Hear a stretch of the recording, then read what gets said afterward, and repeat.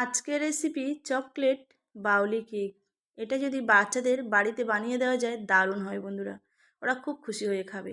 তো উষ্ণ গরম দুধ নিয়েছি, আর দেবো হচ্ছে গিয়ে 5 চামচ চিনি আর 1.5 চামচ ইস্ট, আর দেবো একটু লবণ দিয়ে 1 কাপ ময়দা দিয়ে ভালো করে মেখে নিতে হবে। মাখা হয়ে গেলে 50 গ্রাম বাটার ভালো করে দিয়ে মেখে নিতে হবে।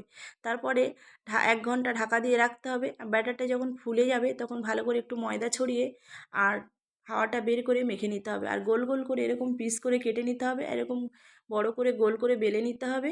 তারপরে এরকম ছুরি বা পিৎজা কাটার দিয়ে কেটে নিতে হবে, এরকম কোণ করে কাটতে হবে। আর একটা করে চকলেটের পিস দিয়ে রোল করে নেব। তারপর আধ ঘন্টা চাপা দিয়ে এরকম ফুলে গেছে। এবারে ডিম একটু ব্রাশ করে দেব কালার হওয়ার জন্য, আর দিয়ে ভালো করে ননস্টিক কড়াইতে বা চাটুতে সেঁকে নিতে পারো তোমরা।